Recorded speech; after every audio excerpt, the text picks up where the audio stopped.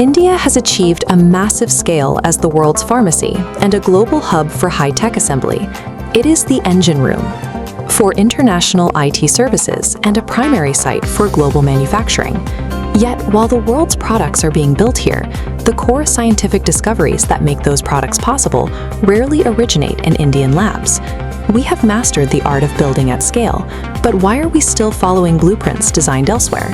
A manufacturing sector built on external intellectual property is fragile. Long-term leadership requires owning the ideas that will dictate the next 30 years of technology. This gap in invention stems from a long-standing structural deficit in how research is funded. This chart tracks R&D spending as a percentage of GDP. While China and the US invest heavily, India stays below 1%. Most funding comes from the government. In innovative economies, the private sector leads, but here, that space is a void. Despite vast corporate wealth and a deep philanthropic tradition, Indian industry historically views scientific discovery as a secondary concern or the responsibility of the state. This funding vacuum carries high stakes. Without a robust research pipeline, a nation loses its grip on its own technological sovereignty and its ability to respond to future health and security crises. We need to change how we value national assets. Like roads and ports enable commerce, discovery is the invisible grid supporting every modern industry. Scientific research is a requirement for social progress, not a luxury that competes with it. Every essential technology we use today began as a speculative, uncertain experiment in a laboratory. Because the returns on research take years to materialize and are difficult to predict, they often fail the test of short-term quarterly goals. However, viewing discovery as a force multiplier reveals its true value. It creates the breakthroughs that allow an economy to grow beyond simple manufacturing.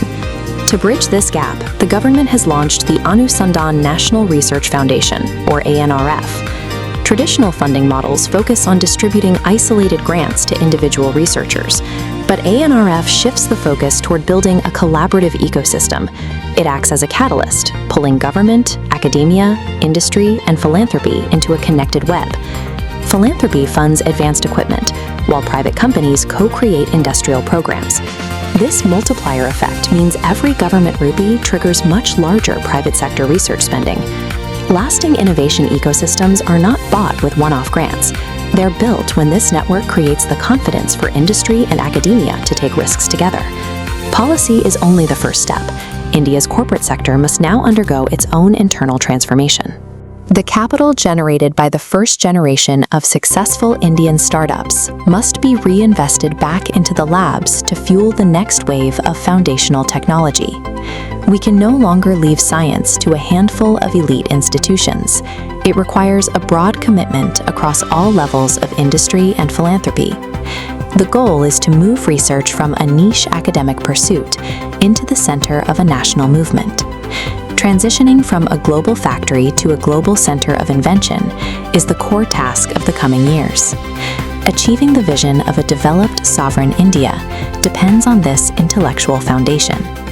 To secure public health and strategic independence for the decades ahead, the technologies we rely on must be discovered at home. India's future strength will be measured by its manufacturing capacity, but its global power will ultimately be decided by its discoveries.